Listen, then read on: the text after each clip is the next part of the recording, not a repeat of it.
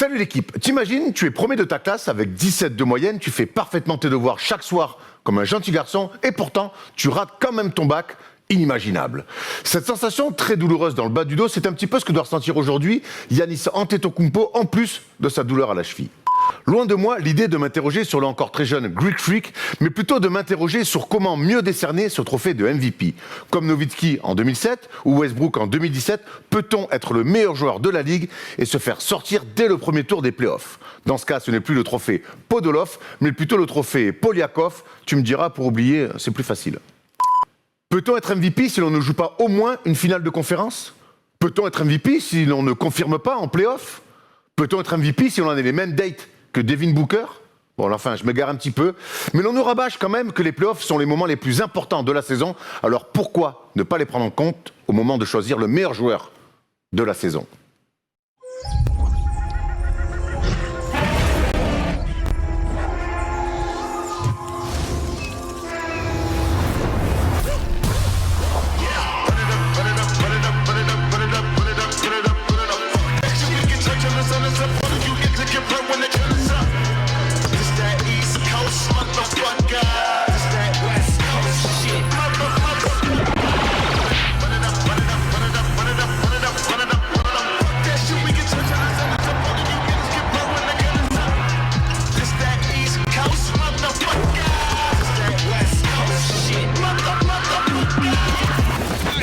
Reach my peak. Yeah. Bring a diamond around me. It's a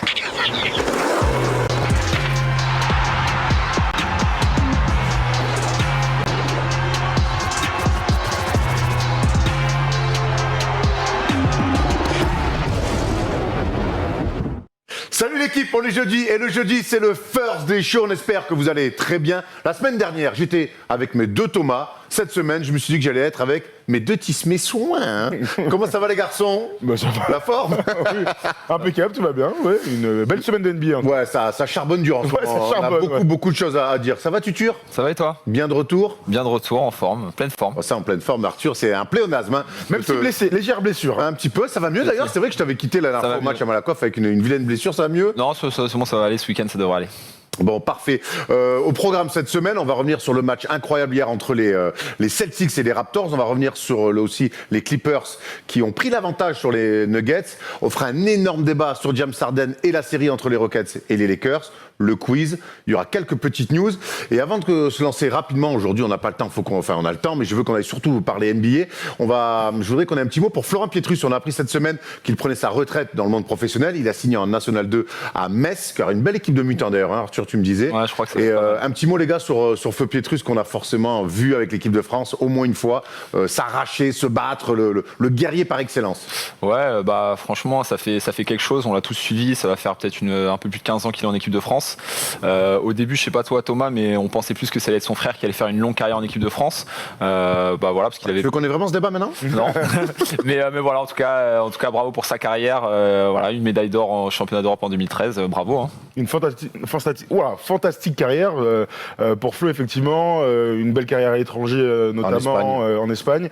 Moi, je vais retenir évidemment l'âme de Flo, qu'on a connu en équipe de France. Il fait partie des grands piliers de cette équipe de France. On parle souvent de Tony Parker, de Boris Dio, de Nicolas Batum aussi, mais Flo fait partie des murs et des légendes de notre équipe de France. Et il fait partie aussi des grands matchs. On pense à la victoire contre l'Espagne. Il n'y avait peut-être pas Pogazol, mais Flo est un des artisans principaux de cette grande victoire, peut-être la plus grande victoire de l'histoire de l'équipe de France. Il n'y avait pas Pogazol, il y avait Marc Gasol qui s'en souvient encore, hein, je pense, de ce match-là. Et oui, Flo, forcément. Bah alors moi, les Pietrus, c'est ma génération. Quand je suis arrivé en centre de formation, on m'a dit, tu vois, il y a deux mecs qui arrivent de Guadeloupe, ils sont plutôt pas mal. Ils m'ont martyrisé quand j'étais jeune. Donc voilà, j'ai toujours un rapport particulier à Mike et Flo. Donc voilà, bravo pour tout ce que tu as fait, Flo. Et puis voilà, bon courage à tous ceux qui vont le croiser sur le terrain de National 2. Et je retiens, parce que ça va pas être cadeau. Et je retiens aussi sa gentillesse, parce que c'est un mec adorable. Et on a toujours plaisir à le croiser sur le terrain de basket ou dans la vie. D'ailleurs, Flo nous doit un 2 contre 2 ou un 3 contre 3 3, ça fait des années qu'on en parle. Il veut nous casser la gueule, surtout celle d'Erwan sur son match-up direct. Mais c'est vrai que ça fait des mois et des années qu'on essaie de se faire un petit match. Et j'espère que ce sera quand il reviendra de Metz l'année prochaine, l'été C'est pour prochain. ça que je fais beaucoup de vélo en ce moment pour essayer un peu de maigrir parce que avoir Flo en bugne à bugne, il y a moins de Paris à poser la balle par terre. C'est clair. On t'embrasse Flo et nous on enchaîne tout de suite avec le focus et les matchs d'hier soir. They do have a timeout. Decide not to use it. Curry, way downtown. Bang! Bang! Messieurs, on va direct au plus chaud. Boston ne veut pas éliminer les Raptors, on a l'impression. Match incroyable hier entre les Celtics et les Raptors. Les Raptors qui étaient dos au mur, menés 3-2. Donc en cas de défaite, c'était win or go home, comme on dit. Les Celtics ont une nouvelle fois, j'ai l'impression, eu le match en main. Mais n'ont pas su finir, un petit peu comme sur le match numéro 4, où les Celtics menaient déjà 2-0. Là encore, Donc ils ont 3 le du coup, alors. Match 3. Match 3, ouais. Non, mais c'est. Oui, 3, tu m'as compris. Donc, ils menaient, en tout cas, et là, le cœur des champions, le cœur de Kyle notamment, a fait la différence. Victoire après 2 prolongations pour les Raptors, qui vont arracher un match 7 assez improbable. Ne jamais sous-estimer le cœur d'un champion. Évidemment, Rudity, en 95, avait lancé cette célèbre phrase. Elle est vraie dans cette série. Ce qui est très étonnant, c'est qu'on a tous l'impression, quand on regarde les différents matchs, que Boston est une meilleure équipe, plus aboutie, qui a limite même un petit écart de classe, j'ai envie de te dire, sur le talent. Et on se retrouve à 3-3 parce que Toronto... Peut-être parce que Boston ne veut pas finir les matchs, tu as raison, mais parce que Toronto a du cœur, et Toronto arrive à faire des stops importants, à aller chercher des matchs à l'arrache qu'il n'aurait peut-être pas dû gagner. J'ai beaucoup de mal à expliquer comment Toronto a gagné 3 matchs dans cette série, en fait. Avec un Pascal Siakam, qui est Qatar, par exemple, hier soir. Mais voilà, donc un grand match, double prolongation, beaucoup d'aléas en fin de match, des arbitres pas au Des faits niveau, de jeu. des faits de jeu absolument, et puis des temps de jeu complètement fous. On parle de Kemba en quelques minutes, mais voilà, beaucoup de faits de jeu pour un très beau match de basket. Arthur. Je pense que tu as à peu près tout dit. Hein. Je suis désolé. Désolé. Tu disais que Boston ne voulait pas gagner. Je pense que c'est plus Toronto qui veut pas se laisser battre. Voilà, on le voit encore cette nuit avec le match de Kyle Lowry qui sort un match incroyable. On connaît son registre. On sait que c'est un teigneux qui lâche pas l'affaire. Mais voilà, tous les doutes qu'on avait sur les années précédentes, sur le fait qu'il soit pas clutch, qu'il n'arrive pas à terminer, qu'il n'arrive pas à emmener son équipe. Là, c'est bon, c'est balayé. C'est une réputation, et c'est vrai qu'avec le titre de l'année dernière, puis là, tant mieux. Non, Il avait tant une mieux, réputation. mais voilà, il est complètement passé à autre chose. Et puis voilà, le match de cette nuit, eu plein de Toronto Il y a plein de joue tweets bien. pour dire qu'on Ouais. des joueurs pour saluer la Pour l'énorme rendre hommage. performance Ouais, bien de sûr. Kyle Lowry. Il n'empêche que je suis content de voir Kyle Lowry comme ça et les Raptors revenir, mais il n'empêche que je ne retrouve pas les Raptors saignants de la saison régulière. Et je trouve, tu l'as dit, les Celtics beaucoup mieux dans leur basket, avec plus d'armes. Et il n'empêche que Sur cette série, tu ouais, vois. sur cette série. Sur cette série. Et la gestion de fin de match des Celtics m'interroge quand tu as 2 quasi-balles de match. Donc hier, c'était une franche, et même sur le match 3 avec le tir d'Anunoby, où c'est un match que tu dois gagner. Eh ben, quand ça fait 2 fois que tu dois mettre des coups de poignard et que tu les mets pas, là c'est un match 7, et on sait très bien qu'en NBA, les joueurs adorent dire ça, ben, sur un match 7, tout peut se passer. Et honnêtement, si les Celtics perdent cette série, ils ne peuvent s'en prendre. Encore une fois. Ils Parce ne que ça peuvent fait quelques années déjà ils ne que... peuvent s'en prendre qu'à eux-mêmes. C'est Parce clair. que hier, je trouve que la gestion, alors certes, il y a ce fait de jeu, il y a faute sur Kemba Walker. Il y a faute sur Kemba incroyable, Walker. c'est Anunoby lui touche le bras, alors il lui arrache pas le bras. Van Vliet, Mais tu veux quand on te touche le. Non, c'est Anunoby Sur qui le lui touche layup le bras. même, il y a une faute. Et Van Vliet, il est de dos. Moi, Il y a pour faute, moi, il va au contre, il y a layup, il fait moi, la ça, faute de corps de Van Vliet sur une dernière position, elle me gêne moins que le bras, quoi. Si on touche le bras, parce que là, tu peux pas marquer. Mais il n'empêche que les gestions, les choix de tir, à un moment donné, ils sont à +4 dans une des prolongations, et on voit Jalen Brown s'arrêter, prendre un tir à 3 points. C'est des drôles de gestion. Alors, ils sont encore jeunes, mais je pense qu'ils sont. Ils peuvent le payer direct. Ils peuvent le payer cash, et sur un match 7, tu te mets clairement en danger, et sachant que tu as eu une balle pour mener 3-0 et les ballons pour gagner la série, eh ben après on sait que très bien ça te fait gamberger. Donc attention quand même aux Celtics sur ce match 7. Un petit pronostic? Moi, ce qui me pose problème dans les fins de match, c'est qu'ils sont toujours à portée de fusil de Toronto. Le match où Gianni Anunoby marque, ils doivent jamais être à +2. Au vu de ce qu'ils ont montré, ils doivent être à +7. Ça se finit sur des lancers, tu connais. Bon, une fin de match à rallonge parce qu'il y a des fautes tout le temps, mais t'es à +6, +7. Tu dois jamais être à une possession de te faire battre. Et ben c'est encore le cas hier. Ils nous ont montré quand même sur la première mi-temps surtout qu'ils sont une meilleure équipe, et ils n'arrivent pas à confirmer, tu sais, dans le début du 4e quart-temps, au-delà même des dernières secondes là. La preuve que pour moi Boston a plus d'armes, c'est que donc Siakam, t'as raison, Ça me fait mal au cœur. Ouais. hein. Mais, Hier, waouh, waouh. mais attention, pour moi, il est excellemment défendu par par Jalen Brown. Je trouve qu'on met pas assez la lumière sur ce que Jalen Brown, la guerre que lui met Jalen Brown. Ensuite, on a vu que Nick Nurse a tenté une box and one, donc boîte, ce qu'on appelle boîte, c'est donc on a mis Fred VanVleet en défense stricte sur Kemba Walker et les autres étaient en carré de zone. On ne voit jamais en Voilà, NBA. ce qu'on voit très peu. Alors Kemba Walker passe à côté de son match. Mais les autres, Tatum Brown ont fait le taf. Daniel Tice a été aussi excellent. Honnêtement, je ne comprends toujours pas comment ils ont fait pour ne pas perdre ce match, malgré, on l'a dit, un énorme Kyle Lowry. Donc c'est toujours pareil, quand tu rates deux fois le coche. Ce match-là, c'est aussi la faille clairement de Kemba Walker. Hein. Il met 5 points. Écoute, 52 minutes, 5 points, 7 passes, 4 rebonds, à 2 sur 11 au tir. 52 minutes. Ils l'ont ciblé. Hein. Non, mais 52 minutes. Au-delà de cibler, t'es à un match de te qualifier, c'est toi le taulier, c'est toi qui as le gros contrat, t'es venu pour ça. Au bout d'un moment, voilà. Bon, après c'est un match, je suis sûr qu'il va pouvoir se relever pour le match d'après. Mais n'empêche que, pour moi, la faille de Boston s'explique en grande partie par rapport à son échec personnel. Hein. Après, bien évidemment, Kyle Lowry fait un gros match de l'autre côté, mais voilà, si Kemba Walker, tu refais ce match-là d'autres fois, à mon avis, il se fait pas un 2 sur 11 de tir, je pense. Et pour répondre à ce que tu disais sur le pronostic, franchement, milieu de série, bien évidemment, j'aurais dit Boston, mais là, sur un match 7, Toronto, l'âme du champion, je les vois pas perdre. Franchement, je les vois pas perdre. Ce serait incroyable. Moi, je dis quand même Boston, parce que de toute manière, c'est toujours comme ça. Donc, il y a eu 2-0, 2-2, 3-2 Boston. Je dis 4-3 Boston. Moi, je vais sur mon prono de base, parce que j'ai mis les Raptors en finale. Alors, je dis pas qu'ils iront en finale, mais bon, je vais quand même sur un match 7 à l'expérience. Et je pense je pense que quand tu as deux occasions de tuer une série que tu le fais pas, après, dans la tête, c'est compliqué. Donc, c'est samedi soir, le match 7. Absolument. Bon, messieurs, il faudra rester à la maison samedi soir. Hein, quand même, on ne peut pas rater un match. N'est-ce pas, Thomas ? On enchaîne avec une autre demi-finale de conf. Ça se passe à l'Ouest cette fois-ci. C'est les Clippers qui, enfin, font un break face aux Nuggets. Mais ils mènent 3-1. Un Kawhi Leonard de grand gala. Mais surtout, un score un peu réduit. Et on a vu une défense des Clippers enfin en place et enfin faire un match sérieux. Ils ont fait 2 super entames de mi-temps.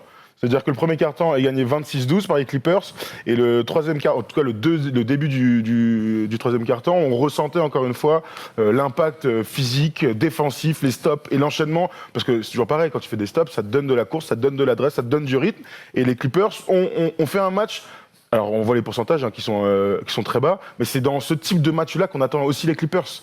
On veut pas que des orgies à 110. Offensive. Il faut être capable d'arrêter les Clippers et les Nuggets. Jamal Murray passe à côté parce qu'il est très bien défendu. Est-ce que tu penses pas que aussi l'échec des Clippers et le fait que Jamal Murray soit un peu moins bon, c'est aussi dû au fait de la série d'avant, tirer en 7 matchs avec un duel avec comment il s'appelle, Donovan Mitchell, avec Donovan Mitchell qui était incroyable à chacun des matchs. Ils ont enchaîné 2 jours après. Moi, sûrement. Bien évidemment, les Clippers défendent très bien. On sait que c'est un de leurs principaux atouts, mais n'empêche que je pense qu'il y a quand même beaucoup de fatigue de la part des Nuggets. Si on voit les matchs de Murray, de Jokic, après la NBA, on connaît, les mecs sont préparés pour ça. On est d'accord, mais ce que je te dis, c'est que ça peut être aussi une explication. Ça peut être une explication. Ça se tient. Après, il y a une équipe qui est meilleure que l'autre aussi. Il y a une il y a aussi une hiérarchie. Et quand là, il y a 3-1, il n'y a rien à dire. Ils prennent le deuxième match parce que Denver a un truc quand même, a du talent et ils sont capables d'aller chercher des matchs. Là, si ça finit à 4-1, personne ne sera surpris. Ça choque personne. Non, clairement. À suivre alors cette série, pareil, ça sera samedi soir. On est quel jour là? Je pense que c'est demain. Vendredi soir. Tous les deux. Regarder, mais je crois que on est jeudi a priori. Vendredi soir, très bien. Donc ça doit être pareil aussi pour nos amis donc c'est le match 7, ça sera Boston. Vendredi soir et pas samedi soir. Vous avez bien fait de me corriger. On parlait des équipes encore en lice. Ce n'est pas le cas des Bucks, mais si on en a beaucoup parlé ces dernières semaines. Et donc le meilleur bilan de la ligue en saison régulière s'est fait sortir salement 4-1 par le Heat. Certes, Giannis n'a pas joué le match 5, Arthur, mais on a quand même l'impression que sur cette série, c'est la meilleure équipe qui a gagné.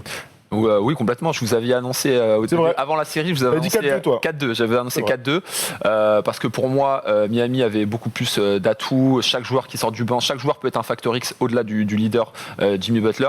Alors après, j'ai du mal à vraiment tomber sur les Bucks, que ce soit le coach, etc. Parce qu'en fait, pour moi, juste l'équipe était construite pour les battre. Voilà, l'équipe était construite pour les battre, tout simplement. Ils ont plusieurs joueurs qui peuvent défendre sur Giannis. Alors bien évidemment, tu peux pas le limiter parce que le gars est tellement fort.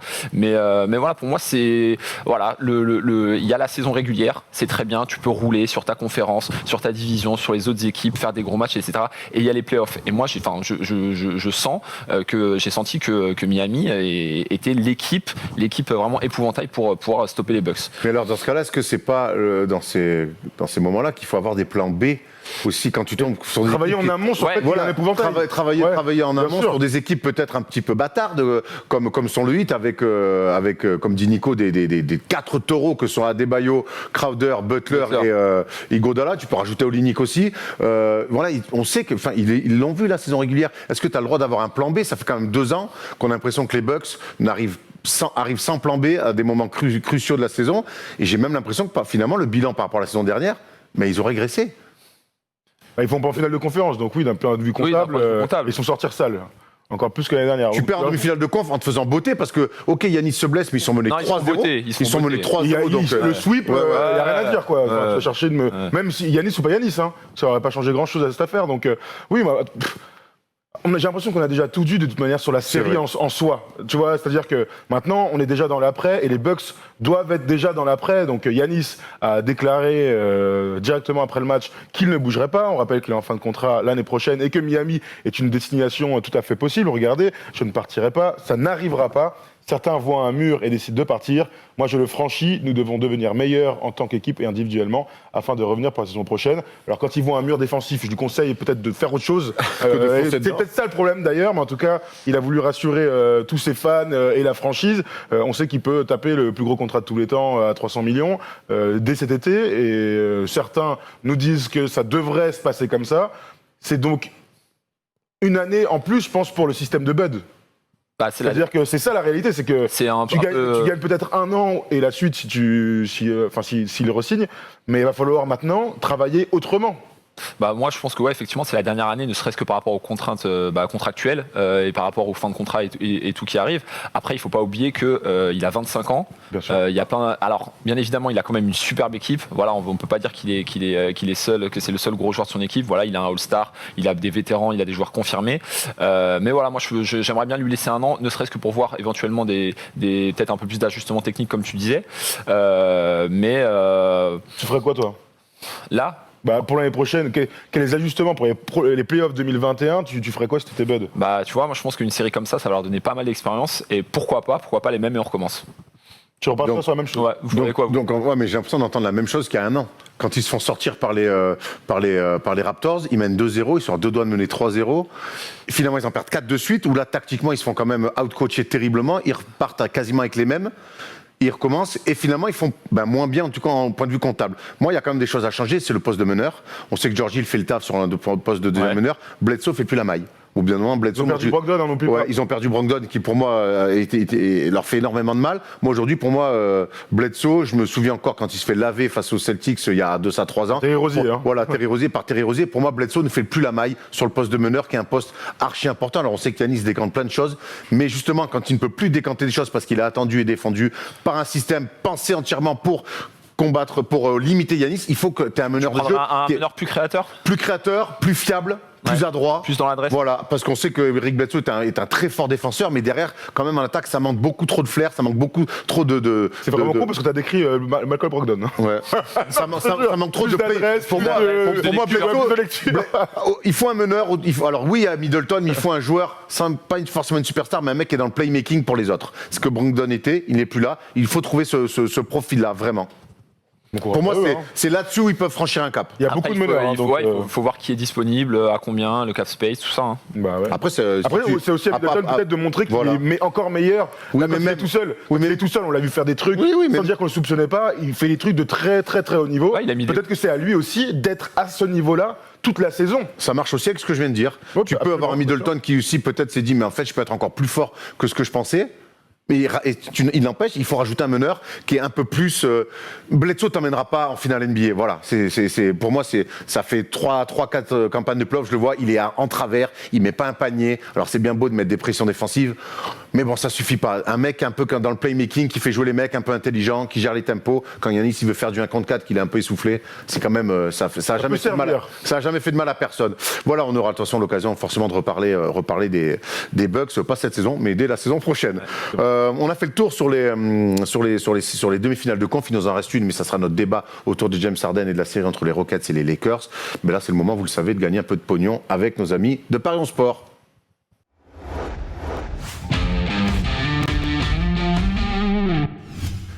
C'est la séquence Paris On Sport et la First Team, dans son ensemble, a des paris à vous faire, à vous proposer pour vous faire gagner. Absolument. Ce soir, énorme affiche à 1h du matin entre les Lakers et les Rockets. On va en parler dans quelques secondes dans le débat. Oui, il y a beaucoup moins de matchs sur lesquels parier, mais c'est pas grave. On vous a quand même proposé deux petits paris simples, plus de combi, puisque sur un seul match, je peux pas faire de combi.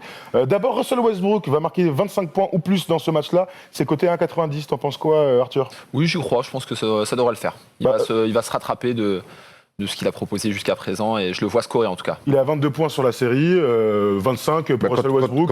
Quand on voit son dernier match, oui, il s'est mis en mode kit où il a plutôt rempli les cases, même s'il a encore des choix plus que douteux. On en reparlera tout à l'heure. Ce n'est pas dans les paris. Oui, voilà, le but, c'est d'avoir un chiffre. Sinon, sur choix douteux, je parie tout le temps sur lui. C'est clair. C'est coté à 1-0.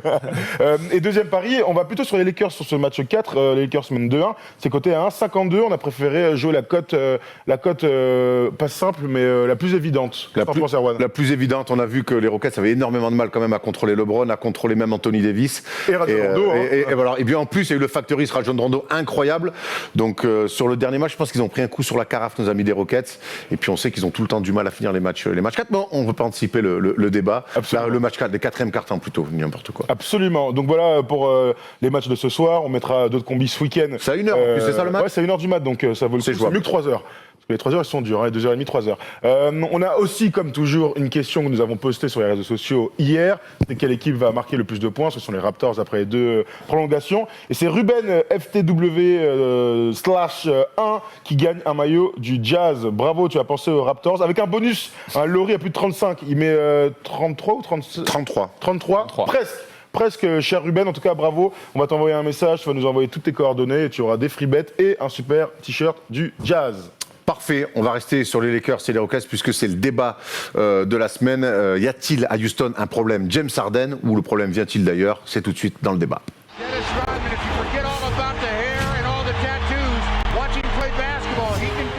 C'est une question qui revient un petit peu comme un boomerang. Chaque fois, quand il y a un petit souci à Houston, on se pose la question de James Harden. Et surtout quand les playoffs arrivent. Alors, ce qui est un peu incroyable, c'est que aujourd'hui les Rockets ne sont menés que 2-1. Que James Harden, statistiquement, réussit une série pour l'instant incroyable sur 3 matchs. Il est à 32 points avec des pourcentages, je les ai sous les yeux, 32 points, 86% lancés francs, 48,1 à 3 points et 52,6 dans le champ. C'est des stats de mutant. Et pourtant, on a envie encore de se poser la question, de se dire, est-ce qu'il y a un problème James Harden ? Parce que ce qui nous gêne, Thomas, c'est ses fins de match. Absolument. Et c'est là que ça compte. De toute manière... Et on peut faire aussi le parallèle avec Russell Westbrook, on peut aussi faire le parallèle d'OKC, le parallèle aussi avec Giannis ces derniers temps. C'est normal lorsqu'une équipe perd, elle n'a pas encore perdu, les Rockets ils n'ont pas encore perdu, mais quand une équipe perd, on va tout de suite regarder les joueurs majeurs, si ce n'est les méga superstars. Quand une équipe, tu dis perd, et quand une équipe est menée aussi. Quand une équipe est menée, bien sûr, mais là pour le coup, les Rockets ces derniers temps, ils ne sont pas beaucoup allés au titre, sauf si j'ai raté quelque chose. Donc c'est normal de toujours s'intéresser encore plus aux superstars. Et le problème de James Harden, c'est que au-delà de ses stats de très très haut niveau, MVP, 35 points par match en saison régulière, en play-off à plus de 30 points, il n'y a aucun souci, tu l'as dit, des pourcentages fantastiques. La réalité de James Harden, c'est qu'il est très fort sur 3 quarts temps. Il est très fort quand son équipe domine et qu'il n'y a pas de fin de match. Le problème de James Harden, et regardez ce tableau incroyable fait par Tom Ciaravino, fan des Rockets, et premier supporter de James Harden, mais fan objectif. Regardez sur les 3 matchs, donc les 4e quart-temps dans la série face aux Lakers, dans les 7 dernières minutes d'un match, disons à peu près gagné par les Rockets, que 5 points, on lui tombera pas dessus, il n'y a pas de souci. En revanche, sur les 2 dernières défaites, là, on peut poser des questions. Comment James Harden, qui est MVP à 35 points par match, ne peut finir qu'à 3 tirs tentés en 10 minutes de temps de jeu dans le match 2 et à 4 tirs tentés à 5 points marqués dans les 9 dernières minutes contre les Lakers. C'est des stats, et non seulement des stats très ciblées, mais c'est très flagrant quand tu regardes un match. James Harden a beaucoup de choses, on va parler aussi de la défense sur lui et tout ça, mais moi, j'attends des superstars, qu'elles scorent, qu'elles tentent, qu'elles ratent aussi, ça fait partie du jeu. Et James Harden ne rate pas parce qu'il ne tente pas. Ouais, non, je suis d'accord. Alors après, les stats, on peut peut-être mettre en parallèle avec le fait qu'ils tirent des lancers et qu'ils ne sont pas forcément comptés dans les shoots tentés. Sur le match 3, il tire 7 lancers sur le match. Non, mais d'accord, je le disais. Alors oui, bien évidemment, il y a forcément un problème lorsque ta star, et d'autant plus un ancien MVP, ta superstar qui est le meilleur scoreur de ton équipe, bien évidemment, tu attends qu'il prenne le jeu à son compte. Voilà, alors même bien évidemment, il y a Russell Westbrook dans l'équipe. Bien évidemment, tu t'attends à ce qu'il prenne plus que 3 ou 4 tirs dans un dernier quart-temps, et ou au moins qu'il ait des pourcentages qui soient un petit peu plus haut sur ces derniers. Donc, ouais, je suis obligé d'aller dans votre sens, les gars. Hein. Il y a un problème. Alors, je sais pas. Est-ce qu'il a envie de mettre ses coéquipiers un peu plus en avant, les laisser jouer, ou est-ce tout simplement laisser le jeu venir à lui. Voilà, il y a pas mal d'explications, mais en tout cas, c'est vrai qu'il y a un problème en tout cas sur les fins de match. Sur sa volonté de jouer sur les fins de match. Hein, Moi, il y a deux choses, il y a deux questions que j'ai envie de vous poser sur ces fins de match archi importantes où James Harden a tendance à disparaître. C'est l'attitude déjà. On le voit, et c'est un peu les Rockets aussi par moment, c'est des fois des pertes de balles, des replis à 2 à l'heure. La nonchalance, des remises en jeu comme si tu étais milieu de deuxième quart-temps. Et ça, moi, ça me saute aux yeux. Comment tu peux être aussi fort et on sait que dans ces moments-là, c'est là où tu écris ton histoire, c'est là où tu écris ta légende. Ouais. Et lui, il ne change jamais d'attitude. J'ai d'autres images qui me viennent en tête où, par exemple, il est un peu contesté à la passe et en fait, il va pas faire le forcing ou aller chercher un démarquage de manière un peu plus importante. Il est là, il voit qu'il arrive pas à avoir la balle. Hop, c'est pas grave, on fait la passe à un autre joueur. Et Eric Gordon, vas-y. Vas-y, Eric Gordon, tu vois. Ce que tu dis, Erwan, c'est des choses qu'on reproche aussi à Steph Curry. C'est-à-dire que dans les grands moments, le body language ne répond pas à l'attente en fait visuelle. Au bout d'un moment, il reste 3 minutes, j'ai besoin de voir un gars un peu plus tonique et tenter. C'est évident que les grands joueurs sont relâchés dans les grands moments. Parce qu'ils sont tellement... Mais c'est pas pareil ce qu'on dit là. Non, mais je sais, mais c'est normal d'être relâché, d'être facile et tout ça. Mais parfois, une passe dans le dos, interception de Rajon Rondo, layup, ou passe dans le dos en finale de Klay Thompson, enfin pour Klay Thompson, ça devrait jamais exister, ce type de phase. T'avais une autre question peut-être? Ouais, non, mais c'est ça. Moi, sur l'attitude, déjà, je pense que il faut que déjà il évolue là-dessus. Que quand t'es dans les 4-5 dernières minutes d'un match de playoff chaud face à LeBron James et Anthony Davis, tu peux pas perdre un ballon, replier tranquille, faire la remise un peu. Ça peut pas exister. Et en plus, quand tu fais ça, t'envoies un message aux adversaires en disant ça y est, si on prend le dessus sur lui là-dessus, il n'arrivera pas à se transcender. Et c'est ce que je reproche à James Harden, qui est un talentueux exceptionnel, l'un des plus grands attaquants de l'histoire. Bien sûr, Mais par contre, je trouve qu'il n'a pas de supplément d'âme. Et c'est ce qui fait Kobe avait des suppléments d'âme, Jordan a des suppléments d'âme, LeBron a des suppléments d'âme, Kevin Durant a des suppléments d'âme, Russell Westbrook, vous savez que je suis pas son plus grand fan, a des suppléments d'âme, arrive à alors il y a avec du déchet, mais arrive à... Lui, c'est que voilà, moi j'ai fait mon match, là c'est vrai, écoute, combien 39 là ils ont bien défendu sur moi, je perds la balle, voilà. Et ça c'est pas possible d'être leader d'une équipe qui joue le titre, parce que je pense que les Rockets c'est ce qu'ils ont en tête, et d'avoir ces attitudes-là dans les dernières minutes. Moi je te trouve un peu dur sur le supplément d'âme, tu vois, pour clôturer la série juste avant contre. Ouais, mais c'est un premier tour. Ouais, c'est un premier tour, mais on parle de playoff. On parle de playoff. Là, on est sur un second tour. Non, mais ça tient. La défense, le contre. Si on nous avait dit, il y a un joueur chez les Rockets qui va mettre un contre à la dernière seconde pour finaliser une série, personne n'aurait dit James Harden. Donc tu vois, moi je pense qu'il arrive à pouvoir être investi sur ça. Mais voilà, après, on le sait, il n'a pas un body language. Il avait en 2015, Arthur, quand ils sont menés 3-1 par les Clippers, qui font ce comeback incroyable et qu'ils arrivent à taper les Clippers en 7 matchs. Tu te souviens de cette série? Bien sûr. Moi, aujourd'hui, le body language qu'il avait à l'époque, c'était pas du tout le même. Il y avait quelque chose. Il avait toujours ce style-là, mais il avait un côté de. Il arrivait à avoir ce sentiment d'urgence. Aujourd'hui, j'ai l'impression que peu importe le score, peu importe l'enjeu, il va faire du James Harden. Le casting autour de lui n'était peut-être pas aussi même. Non, mais il n'empêche. Il y a Beverley, oui, bien sûr. C'est pas pareil. Non, mais c'est sûr, mais après, le grand problème de James Harden, c'est que là, on n'est pas en train de lui tomber dessus. Parce que, il n'a pas perdu, et que 2, c'est pas la première fois qu'on assiste à ce type d'événement avec James Harden. Si on reprend année par année sur les 3 dernières années, on va dire. En play-off, tu parles. Toujours en play-off, c'est ça qui compte. Moi, je m'en fous qu'il soit à 35 points, bien sûr. Soit à 27 et soit champion à la fin. Au bout d'un moment, c'est tout ce qui compte. Sur les dernières années, on se retrouve toujours dans le même cas de figure. C'est-à-dire que ce sont des matchs serrés. Certes, les 2 dernières années, contre les Warriors, la meilleure équipe de tous les temps, Chris Paul était blessé. Sauf que, dans les derniers moments, regardons ce tableau, merci Tom, regardez comment James Harden se comporte. En 2016, donc, face à l'élimination, James Harden finit à 5 points sur ce match-là. Donc, c'est toujours pareil. Hein, c'est que dans les quatrièmes cartons. 0 points. 0 points. Je ne sais pas si vous vous souvenez de ce match-là. Incroyable pour les Spurs. Je me rappelle. Mais gros, non mais attends, il fait un match où c'est-à-dire qu'en fait, il est à la buvette, il prend un café et il a décidé d'arrêter de jouer au basket. On en est là. Au vu de son talent, c'est pas possible. Et les 2 dernières années, effectivement, c'est un peu mieux. Et déjà, pourtant, on lui reprochait de laisser en fait le destin du match et donc de la série et donc de son run de playoff à d'autres joueurs. Alors, moi justement, ça amène très bien ce tableau à ma deuxième question, c'est que on dit à James Harden, on veut te voir plus dans les quatrièmes cartons, mais on sait que son jeu, il crée tout. En plus, il fait même pas d'ISO. James Harden, c'est plein fer dans l'axe du terrain, et ensuite il va au drive, il se crée à 3 points où il va driver pour passer. C'est épuisant de faire ça, et d'autant plus dans les quatrièmes cartons où les défenses vont se resserrer, les pressions vont être plus fortes, et surtout que maintenant James Harden, il est scouté. On sait ce que ça va être. Alors, est-ce que ce système Rockets finalement, et donc ce système Harden aussi, c'est le premier à en bénéficier, c'est un truc qui peut marcher dans des fins de match de play-off. À la corne, est-ce qu'il ne doit pas lâcher la balle? On ne doit pas le retrouver un peu plus tard sur un post-up parce qu'on sait que c'est un buff. Est-ce qu'on ne doit pas lui faire 2-3 écrans pour qu'il puisse avoir une vraie ISO et qu'ils aient fait travailler la défense avant? Le problème, c'est que sur les dernières possessions, quand c'est James Harden, remise en jeu, James Harden, et c'est James Harden. Et ça va se faire ou finir par une passe, une faute ou un tir. C'est trop dur, ça, de gagner des matchs comme ça, non? Tactiquement, tu as raison. Il devrait faire autre chose.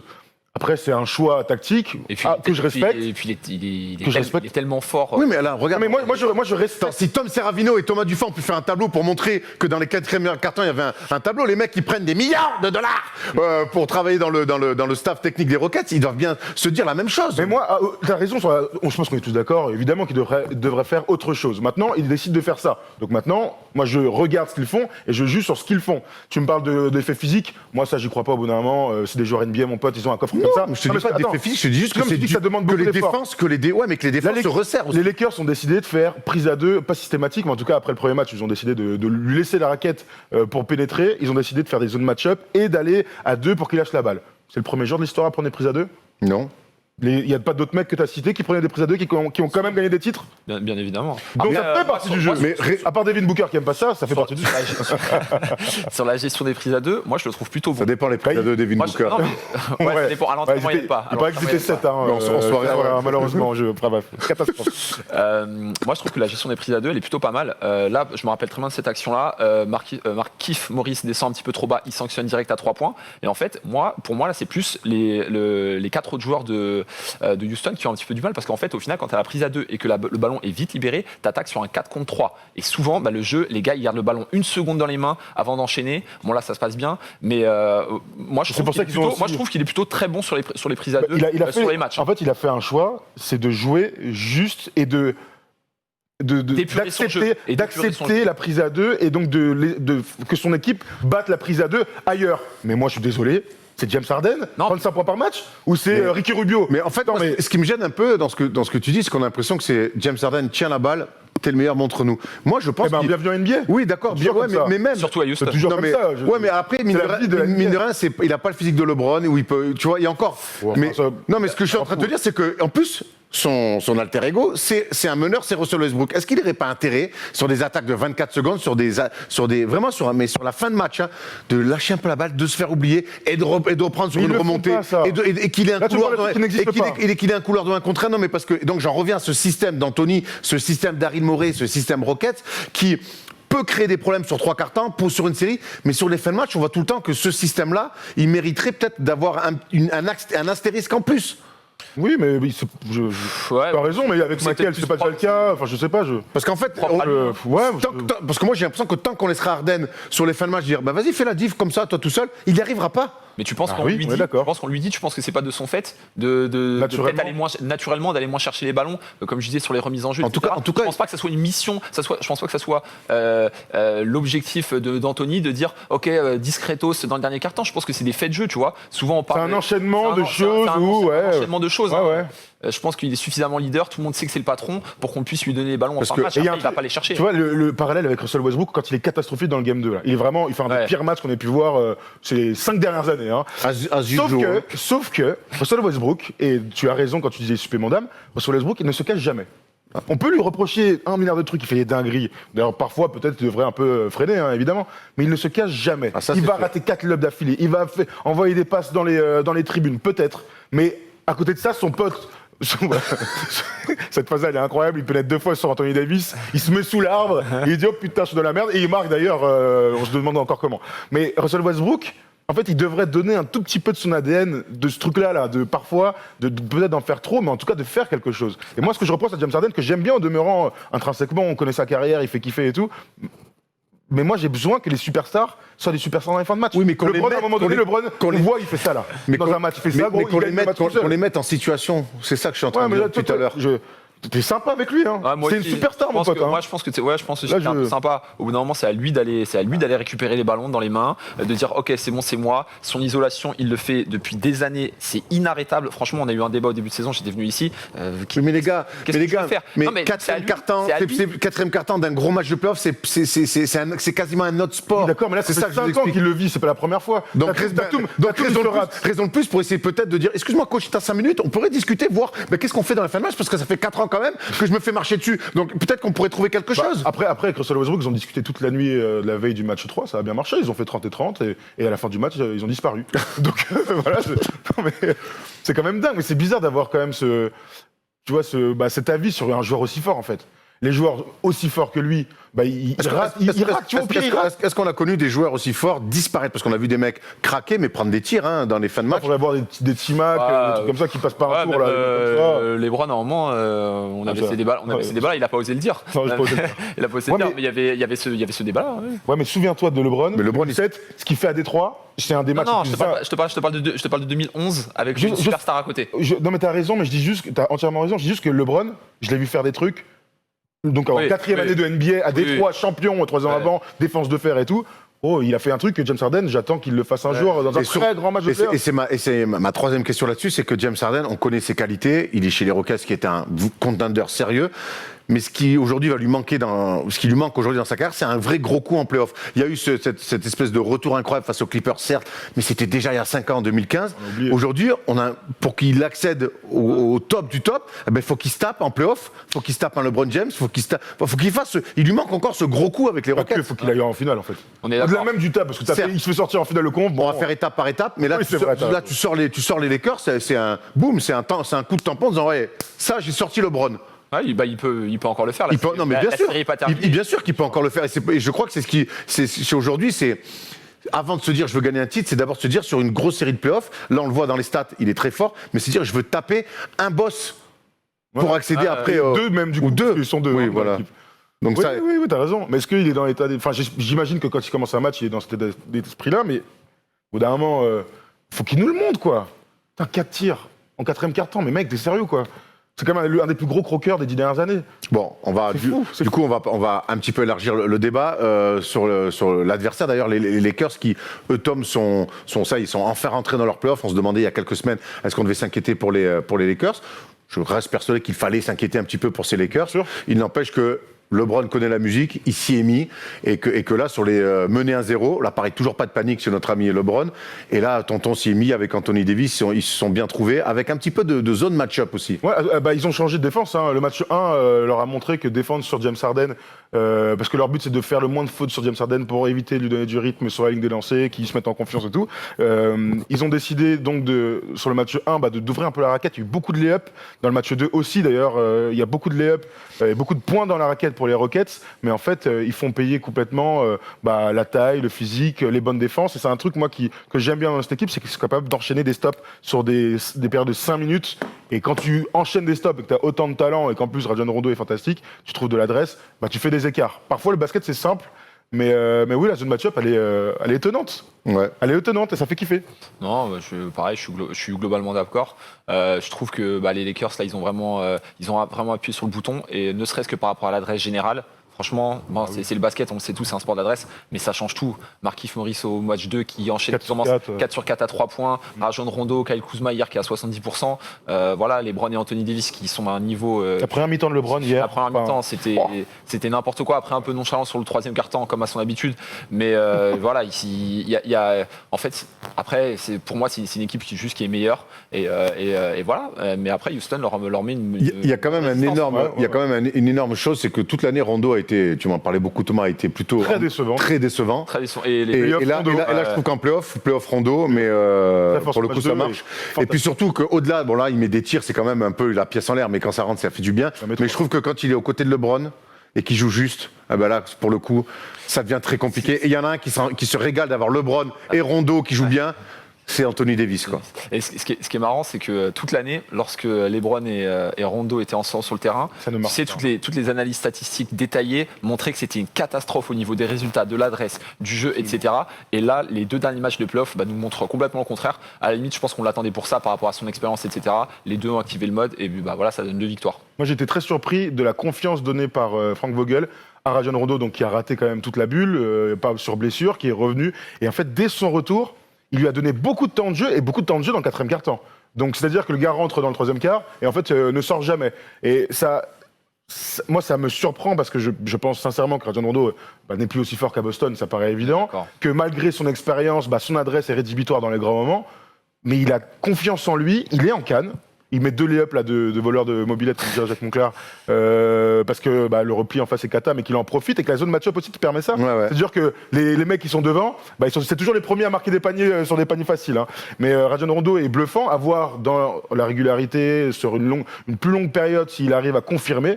Mais en tout cas, Frank Vogel lui donne confiance et il lui rend bien. Et voilà, c'est un meneur de play-off. Ouais, rien d'autre, Rondo. C'est un peu un lieu quand même. Ne jamais sous-estimer l'expérience. Ouais. Même quand tu es physiquement moins bien, quand tu n'as plus les cannes que tu avais il y a 5, 6, 7, 10 ans, mais à un moment donné, jouer juste, avoir l'expérience des grands moments, et lui, pour le coup, il en a eu, on le voit là, ça marche. C'est pour ça que les playoffs sont si particuliers. C'est qu'à un moment donné, les mecs ont de l'expérience par rapport à un mec qui va avoir des cannes, mais qui découvre ce niveau-là en playoff. C'est toujours mieux de donner la balle à un mec qui a de l'expérience, et Rondo le montre encore. Rondo sur les 4 tirs à 3 points de voilà, par contre, c'est incroyable. Passe. Hier, on l'a vu vite fait passer, mais donc sur les 30 derniers points inscrits par les Lakers, il est impliqué sur une passe décisive ou un panier lui-même sur 23 points. Donc c'est lui qui a fait gagner son équipe, sans aucun doute, avant LeBron, avant Anthony Davis. Donc ça c'est quand même des grosses cotes à voir sur le match 4. Rassurant en tout cas pour la suite. Au-delà, alors il mettra pas les paniers à 3 points qu'il a mis sur le match 3 tous les soirs. Mais par contre, ce qui est rassurant, c'est quand Rondo il est tête haute comme ça et qu'il fait ça. En général, quand il fait ça, c'est bon pour son équipe et ses coéquipiers et c'est plus compliqué pour les autres. Match 4 ce soir à 1h du matin. Ça, on va se régaler. Malheur aux vaincus. Enfin, malheur aux Rockets. Malheur aux Rockets s'ils perdent. Je pense que revenir d'un 3-1 face à LeBron et Anthony Davis, ça risque d'être compliqué. Donc on espère que Harden nous fera mentir et nous sortira un match. Voilà, nous fera un énorme match. Au pire, quitte à perdre, tente frère. Mais voilà. C'est une belle série en tout cas. Ouais. Après un match 1 catastrophique, on en a parlé, les body language des Lakers. C'était chaud. Et le match voilà. Dites-nous dans les commentaires votre analyse sur James Harden. Est-ce que vous pensez qu'on est trop dur avec lui, que dans le 4e quart-temps, le fait de laisser venir le jeu, c'est plutôt une bonne idée, ou est-ce qu'il devrait un petit peu forcer, comme Tom le demande souvent, l'a demande aussi avec Yanis ou autre. Voilà, si vous êtes demande beaucoup plus à Harden qu'à Yanis, c'est important de le dire. Après, ils peuvent pas faire les. C'est pas pareil. Voilà, c'est pas tout à fait la même chose. On a fait le tour de ce débat passionnant. C'est le moment d'aller à un petite news. Et ensuite, on fait le quiz. Et là, j'ai envie de vous botter parce que je sais qu'il y a du niveau avec les deux. Les news d'abord. 4 seconds, down to 3. Hart steps back, fires, it's the game! Si je vous dis numéro 2 de draft, North Carolina, qui a fini sa carrière en Caroline du Nord aussi. Marvin Williams, tout à fait. Marvin Williams, coéquipier de Nicolas Batum. D'ailleurs, Nico a mis un joli tweet pour lui rendre hommage. Un coéquipier modèle et il y a un super mec hors du terrain aussi, c'est ce qu'il nous dit tout le temps. Voilà, donc une belle carrière pour Marvin Williams, drafté très très haut, qui finalement qui a jamais confirmé, oui, effectivement, drafté numéro 2. Signé des contrats. Mais qui aura été toujours la season contract au top. Mais qui aura été un role player. Un titulaire de NBA. Un role player plus, voilà. Un titulaire de NBA, c'est vrai que quand on voit sa dégaine et tout ça, en fait, il ne laisse pas paraître ce qu'il est dans la vie. C'est Nico Batum qui nous en a parlé souvent ces derniers temps, plus que d'habitude, et il disait que c'était l'un de ses meilleurs amis avec lesquels il a joué en NBA. Il l'apprécie beaucoup. Un poste 3 qui est devenu un poste 4, shooter au large dans le système des Hornets. Un joueur fiable. Mais c'est vrai que moi, ce que je retiendrai d'abord, c'est encore un numéro 2 qui n'a pas confirmé, un numéro de draft qui n'a pas confirmé. Il y en a légion. Et effectivement, un gars, sur deux saisons avant contrat, il lâchait son meilleur game et puis il re-signait des beaux contrats. Après, il a eu quand même une belle carrière, hein, 15 ans de carrière sur. Il fait quoi? Atlanta, Utah, Atlanta, il va aux Hornets. Hornets et il finit aux Bucks. Je crois. Hein. Oui, je crois que c'est ça. truc comme ça. Je crois que c'est ça. Et non, un bon joueur. Et puis après, bien évidemment, je pense que son titre de 2005 avec North Carolina et le fait qu'il soit drafté très tôt, ça va lui coller tout le temps, toute sa carrière, enfin jusqu'à son après-carrière. Et puis voilà, mais c'était un super joueur. Après, moi, j'étais pas au courant que effectivement c'était un super bon gars. Ouais, non plus, tu vois. Voilà, mais c'est toujours des belles anecdotes. Et puis ça rend le personnage encore un petit peu plus cool, quoi. Donc c'est le premier avec 3 potes à avoir été drafté au premier tour à l'époque. Je me souviens, Rashad McCounts, qui d'autre encore? Brandon. Sean May. C'était cette génération. Sean May, Il jouait avec Brandon Haywood aussi. C'est pas North Carolina. Je crois pas que ce soit Haywood le dernier. Rashad McCounts, c'est un 4e, j'ai oublié qui c'était, mais c'est pas bon. Très bien. Billy Donovan n'est plus le coach d'OKC, messieurs. Alors, on lui est beaucoup tombé dessus à l'époque Westbrook et autres, mais cette année, quand même, on a l'impression qu'OKC fait une super saison, à 2 doigts de sortir les Rockets, et pourtant Billy Donovan, alors, il n'est pas viré, mais il n'est pas... Fin de contrat. Il n'est pas reconduit. C'est rare. Il n'est pas reconduit. Très rare. Alors, Billy Donovan, 5 saisons, 400 matchs. 400 matchs. Quasiment 61% de victoire. On veut peut-être comment on imagine ça, ce coup de Sam Presti? Il a une idée en tête? Bon, ça je sais pas, il nous le dira dans quelques jours, quelques semaines, mais en tout cas sur cette fin de contrat, c'est déjà plutôt surprenant puisqu'il sort entre guillemets de sa meilleure saison en termes de coach, c'est-à-dire qu'on lui est beaucoup tombé dessus à l'époque de Westbrook et KD, et c'était tout à fait normal parce qu'on ne comprenait pas quel était le plan de jeu. Visiblement, il avait besoin d'un meneur de jeu. Un meneur de jeu, point d'ailleurs.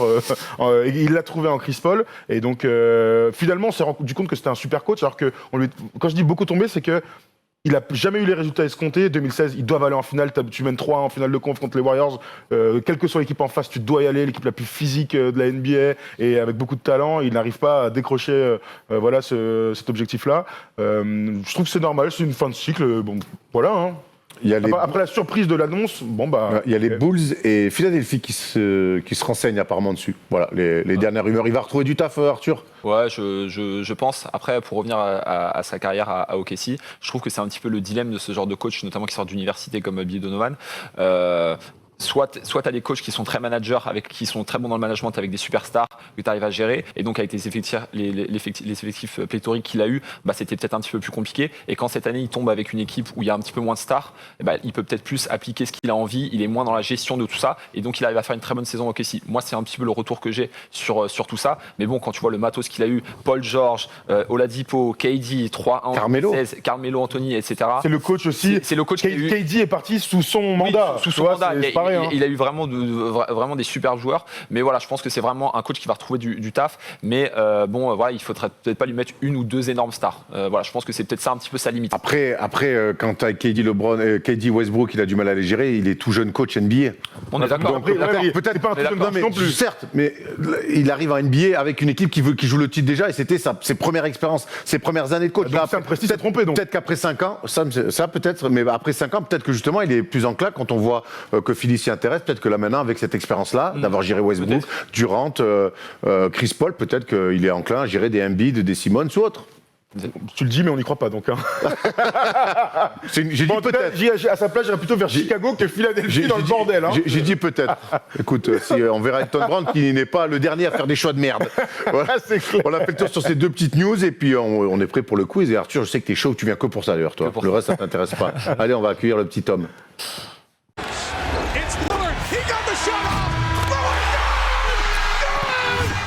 Allez, fini l'échauffement, place au quiz. Messieurs, j'espère que vous êtes en forme. Ce qu'on fait avant, t'appelles ça l'échauffement donc? Ouais, c'est un échauffement. T'as pris un melon, toi, depuis qu'on te laisse le quiz quand même. Ah, ça va, ça va. On te chope entre 2 couloirs avec Tom. Hein. C'était un échauffement très sérieux, avec du suicide, des trucs très sérieux. Les gars, j'avais envie un peu de dépoussiérer l'ancien quiz qu'on commençait à connaître. Du coup, on va afficher les nouvelles règles. Il y a 9 mini-jeux, on va pas tous les faire, évidemment. Ah oui. Parce que c'est une Wii party ton truc là. C'est Mario Bros. Mario Party. Non, on va pas tous les faire parce qu'en fait, le but, c'est que le premier arrive à 3. Ah, ok. Chaque jeu vaut un point. Et en fait, je vais vous laisser chacun votre tour tirer un numéro. Derrière le numéro, il y a un jeu. Donc on peut y aller, Arthur, quand tu veux. Tu prends celle que tu veux. Number one. Alors, c'est bien, ça commence. C'est le qui Philippe suis-je. Descarreaux. Qui suis-je, vous connaissez un peu. Il a écrit de l'autre côté. Hein, Mais non, parce que tu tires comme ça. Ouais, bah, Dans l'autre sens. qui suis-je en tout cas? Bravo. Il suffit de le tourner. Oh, c'est bien. Ah ouais, on va Qui suis-je? Effectivement, on dépoussière. Hein. Qui suis-je? Mais qui commence par le 1? Personne. Personne prend le Moi 1. j'aurais pris le 1 aussi. Hein. Allez, je suis né le 13 mars 1980, j'ai donc 40 ans. Je passe par la fac du Connecticut de 2000 à 2002. Mes stats, 20,3 points, 7,5 rebonds, 3 passes et 2 interceptions. Rip Hamilton. Stats, ma foi, plutôt sérieuses. Mes stats me permettent d'être d'ailleurs drafté haut lors de la draft 2002. Je vous dirai pas la position, mais j'atterris du côté du Miami Heat. Ma saison rookie est une saison très sérieuse. Directement titulaire, je plante 15 points en 78 matchs. Je rajoute à ça 5 rebonds et presque 2 Caron steals. Butler. Caron Butler et le premier Caron point Butler. est pour Thomas. Putain, Yukon. Merde. Bravo Thomas, 1 point. Vas-y Erwan, tu peux enchaîner. Vous pouvez enlever le 1. hein. Non, on le laisse, c'est pas grave. C'est pas grave. Et 8, et oui, c'est la carte piège. C'est quoi le premier score, la boule noire? Aïe, aïe, aïe. C'est la carte piège. C'est quoi la carte piège? Erwan, soit tu arrives à me donner les 5 joueurs avec le plus grand nombre de victoires en playoff dans l'histoire, soit tu perds un point. Ok, d'accord. Allez, donne-les, allez, vas-y. Ah, j'ai tout à perdre en fait. Ah oui, bah en même temps, carte piège. Ok, LeBron James. 1,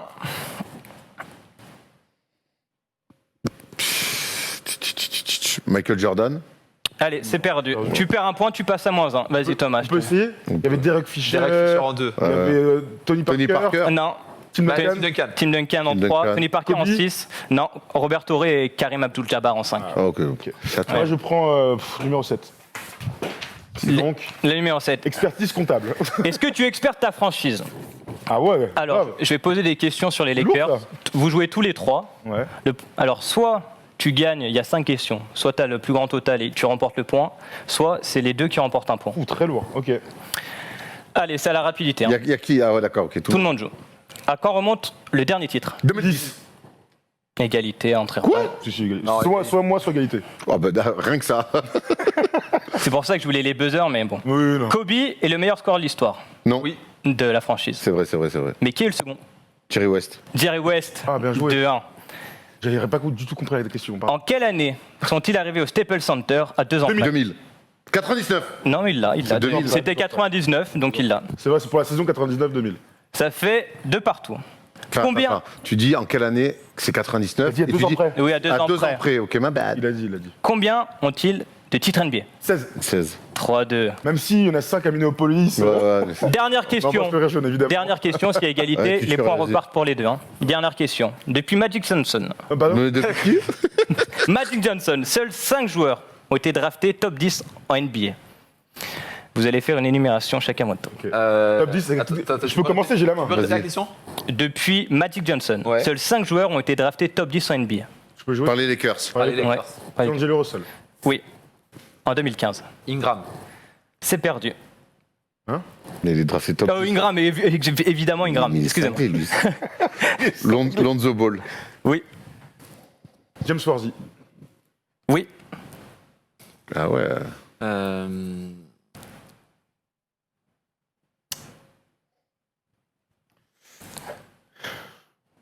Allez. Attends, laisse-moi encore un peu. Ah, je sais pas. Je sais pas. Ok, il t'en reste? Top 10, j'ai presque envie de dire, j'hésite entre deux. Byron Scott. Non. Julius Randle. Julius Randle. Julius Ah, très bien. Randle. Il y avait aussi... Attends, j'ai vu un autre, Michael Cooper. Il est pas top. Non, il y avait Pas top Bynum. 10.